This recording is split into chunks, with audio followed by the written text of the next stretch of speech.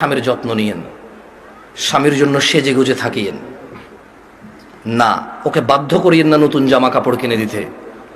আপনার যতটুকু জামা কাপড় আছে ওখান থেকে সবচেয়ে ভালো জামাটা রান্না বান্না শেষে জোহরের নামাজ পড়ে সবচেয়ে ভালো জামাটা পরিয়েন। আপনার বাসায় যে অমুক তেল লাগবে তমুক তেল লাগবে চুলে দেওয়ার জন্য ওকে বাধ্য করিয়েন না। যেই তেল আছে, চুলে যদি তেল দেওয়ার অভ্যাস থাকে ওখান থেকে একটু তেল নিয়ে মাথা আছড়াই নিয়েন। আর আপনার উপস্থিত যে জামা কাপড় আছে ওখান থেকে ভালো জামাটা পরিয়েন। স্বামী যখন ঘরে ঢুকবে মুচকি হেসে ওকে সালাম দিয়ে রিসিভ করিয়েন। ও যদি সালাম দিয়ে ঢোকার জ্ঞান রাখে, যোগ্যতা রাখে, অতটুকু ইবাদত করার যদি ওর মন মানসিকতা থাকে তো থাকলো, আর নাহলে আপনি ওকে রিসিভ করেন হাসি মুখে। ও গোসলে যাওয়ার আগে গামছা লুঙ্গিটা টয়লেটে দিয়ে আসিয়েন।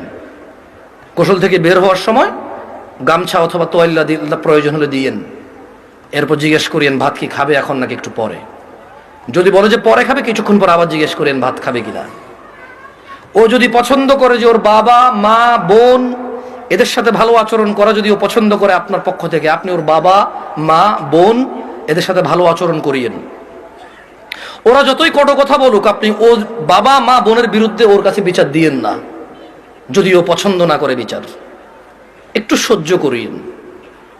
যখনই আপনাকে বিছানাটাকে যাবেন, কখনো রাগ করে বাপের বাড়ি চলে যাবেন এটা বলবেন না। ও যদি আপনাকে বলে এবার তো অনেকদিন হয়েছে যাও না, 2-1 দিন ঘুরে আসো, সমস্যা নেই, তোমার বাবা মাও তো তোমাকে দেখে না অনেকদিন।